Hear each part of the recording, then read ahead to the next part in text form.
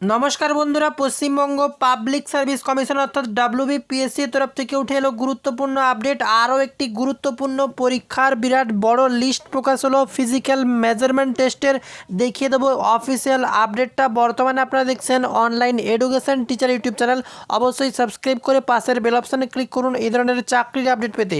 তো what's new অপশানের নিচে আপনারা ভিওল অপশানে সরাসরি ক্লিক করে আপনাদেরকে দেখিয়ে দেবো অফিসিয়াল নোটিফিকেশানটি কী উঠে এসছে। তো ভিওল অপশানে ইতিমধ্যে আমরা ক্লিক করে নিলাম। গুরুত্বপূর্ণ আপডেট দেখতে পাচ্ছেন এখানে উঠে এলো। সেই লিস্ট বা শিডিউলটা আপনাদেরকে ডাউনলোড করে দেখিয়ে দেবো।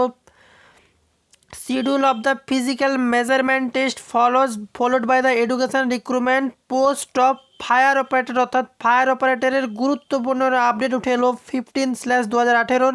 এখানে ক্লিক করে আমরা অফিসিয়াল নোটিফিকেশানটি এই মুহূর্তে ডাউনলোড করে নেব। যে লিস্টটা জারি করা হয়েছে পাবলিক সার্ভিস কমিশনের তরফ থেকে, গুরুত্বপূর্ণ আপডেট। এটা নিয়ে প্রচুর কমেন্ট আসতো। WBPSC যে সমস্ত পরীক্ষাগুলোতে কমেন্ট আসতো তার মধ্যে একটি উল্লেখযোগ্য। এটা নিয়ে অনেক দিন ধরেই বহু পরীক্ষার্থী অপেক্ষা করে রয়েছে।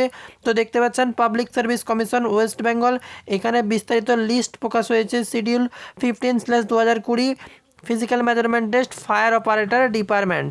এখানে দেখতে পাচ্ছেন তারিখ, এইভাবে প্রত্যেকটা তারিখ এবং রিপোর্টিং টাইম দিয়ে দেওয়া হয়েছে। আর বিরাট বড় বড় লিস্ট প্রকাশ করা হয়েছে।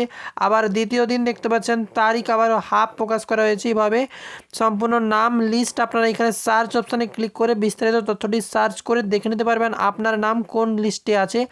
29টা পেজ রয়েছে, অনেকগুলো স্টুডেন্টের নাম রয়েছে। বহুদিন পর পিএসসির বিরাট বড় উদ্যোগ, যেখানে 24 নভেম্বর পর্যন্ত চলছে ফিজিক্যাল মেজারমেন্ট টেস্ট। আর নিচে দিকে দেখে নেব আপনাদেরকে 2 ডিসেম্বর 2020 পর্যন্ত চলবে এই টেস্ট।